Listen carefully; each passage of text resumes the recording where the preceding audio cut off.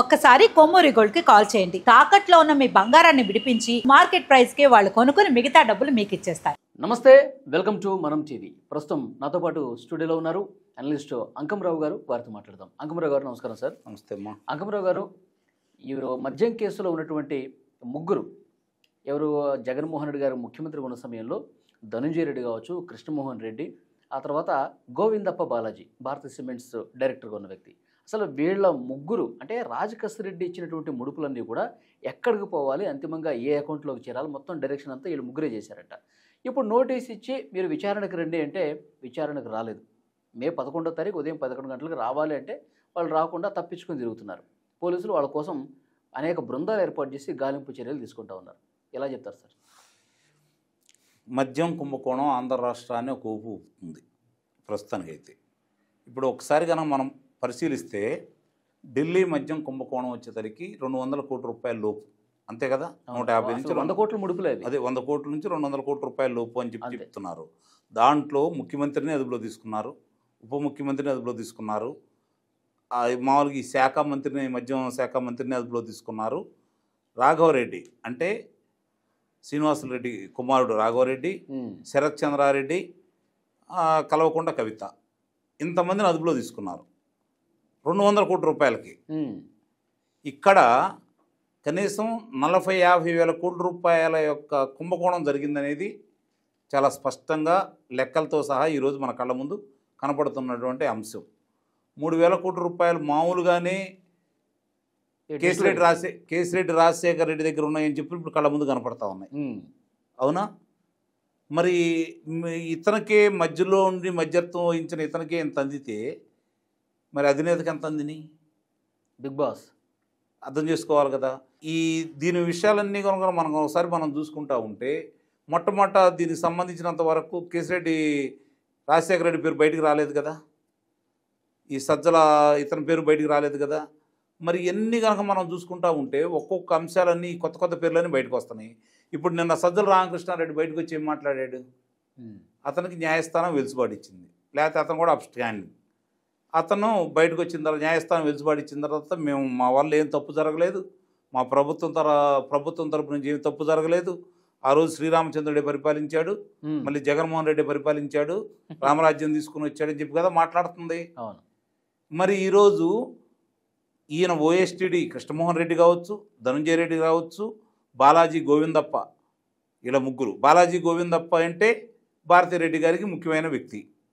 ఆమె యొక్క విజయసాయిరెడ్డి ఏదైతే రాజశేఖర రెడ్డి గారి కుటుంబానికి అన్ని లెక్కలు సరిచేసే విధంగా చూసుకున్నాడో, బాలాజీ గోవిందప్ప భారతిరెడ్డి గారికి సంబంధించి అన్ని విషయాలు చూసుకుంటున్నటువంటి వ్యక్తి. మరి ఇలా ముగ్గురు ఈరోజు వాళ్ళ మీద అభియోగాలు రాకతలికే న్యాయస్థానానికి వెళ్ళారు, మాకు వెలుసుబాటు ఇవ్వండి అని చెప్పని. న్యాయస్థానం తిరస్కరించింది. మరి ఈరోజు ఎందుకని వాళ్ళకి ఏ సంబంధం లేకపోతే, ఈ డబ్బులు వాళ్ళు అటు ఇటు పంపించకపోతే వాళ్ళు ఎందుకు ఈరోజు వచ్చి విచారణకి హాజరు గారు? మిగిలిన వాళ్ళందరినీ అదుపులో ఏం తీసుకోలేదుగా.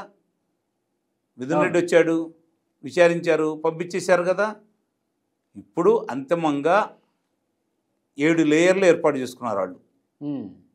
గ్రామ స్థాయి, మండల స్థాయి, అధికారుల స్థాయి, కేసిరెడ్డి రాజశేఖర రెడ్డి స్థాయి, మిథున్ రెడ్డి స్థాయి, తర్వాత ఇప్పుడు ఈ బాలాజీ గోవిందప్ప, ఓఎస్టీడీ కృష్ణమోహన్ రెడ్డి, ధనంజయ రెడ్డి స్థాయి 6వ స్థాయి, 7వ స్థాయి ఏందా అంటే జగన్మోహన్ రెడ్డి స్థాయి.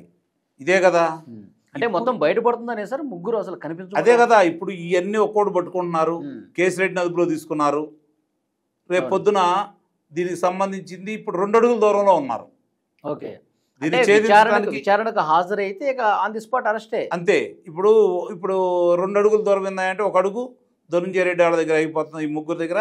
తర్వాత అడుగు వచ్చేసరికి జగన్మోహన్ రెడ్డి దగ్గర ఆగిపోతా ఉంది. ఓకే, అంటే ఈ విషయాలన్నీ బయటకు వస్తాయని మద్యం కుంభకోణం గురించి వేగవంతం అయ్యి కేసిరెడ్డి రాజశేఖర రెడ్డి పేరు బయటికి రాగంలోనే ఒక్కొక్క అంశాలు బయట తీసుకొస్తా ఉన్నాడు.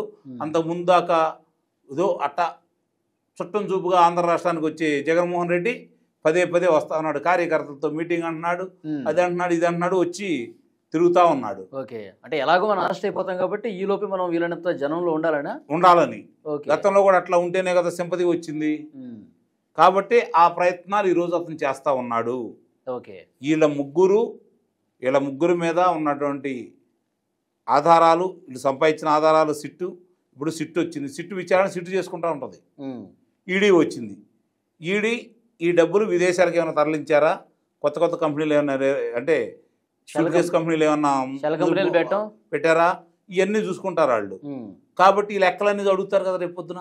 ఓకే సార్, ఇప్పుడు 1000 కోట్ల కుంభకోణం జరిగింది, డబ్బులన్నీ కూడా ఎటు మళ్ళించేశారు, ఇవన్నీ కనుక్కుంటారు. ఓకే, సో వాళ్ళు నేరం జరిగిందని చెప్పి ధృవీకరిస్తారు, అరెస్ట్ చేస్తారు, జైలు వేస్తారు.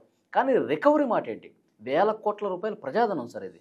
మళ్ళీ రికవర్ చేయాలి కదా, నిస్సందేహంగా రికవర్ చేయాలి. ఈ రికవర్ చేయడం కోసమే ఇన్నాళ్ళు ఆగారు వీళ్ళు. ఎందుకంటే ఈ ఆధారాలని చూపించాలి కదా. ఆధారాలను చూపించాలన్నప్పుడు కేసిరెడ్డినే పట్టుకుంటారు. అతని దగ్గర ఉన్న 2000 కోట్లు, 2300 కోట్ల రూపాయలు, లేకపోతే 3000 కోట్ల రూపాయలు మొత్తం వీళ్ళు స్వాధీనం చేసుకోవచ్చు. బెంగళూరు కేంద్రంగా రియల్ ఎస్టేట్లో పెట్టేశారంట 1000 కోట్లు. అదే కదా బంగారం. అవును, ఒక డిస్టిలరీ వాళ్ళు బంగారం షాప్కి 1000 కోట్ల రూపాయలు పంపిస్తే దాన్ని బంగారం రూపేణా లేకపోతే వజ్రాల రూపేణా మార్చుకున్నారు వీళ్ళు. ఓకే, మరి ఈ అంశాలన్నీ బయటకు వస్తాయి కదా. ఇది ఎక్కడ తరలించారు, ఇవన్నీ చెప్పాల్సి వస్తుంది కదా. కాబట్టి ఆ ముగ్గురు ఈరోజు పత్తా లేకుండా పోయారు. ఓకే, అంటే వీళ్ళు చెప్పేవన్నీ, ఇప్పుడు కూటమి ప్రభుత్వం చెప్పేవన్నీ నిజమని మనం నమ్మాల్సి వస్తుంది. దానికి వీళ్ళు ఊతమిస్తున్నారు. ఓకే, జరుగుతున్న వాస్తవాలు ఇవి. వీళ్ళ మీద నిజంగానే వీళ్ళు కుంభకోణం చేశారని చెప్పని మనం ఇంతకుముందు అభియోగం మోపుతున్నారేమో అనుకుంటే ఇప్పుడు వాస్తవాలని చెప్పైతే స్పష్టంగా అర్థమైపోతా ఉంది. అంటే దీన్ని ముందే గ్రహించారు సార్ జగన్మోహన్ ముందే గ్రహించి. అవును, ఆయన ఒకసారి ప్రెస్ మీట్లో ఏమన్నారు, మహా అయితే జైల్లో పెడతారు, 3 నెలల నుండి బయటకు వస్తాం, అంతకంటే ఏమైతే ఏం చేస్తారు. అతనికి ఇక్కడ ఏం జరిగిందంటే గతంలో కేంద్ర స్థాయిలో వాళ్ళు కింద మీద చేయగలిగేవాళ్ళు. ఇప్పుడు అందరూ చేతులు ఎత్తేసారు. ఓకే, ఇది మామూలు కుంభకోణాలు కాదు, 1 కాదు 2 కాదు అని చెప్పని చేతులు ఎత్తేసారు.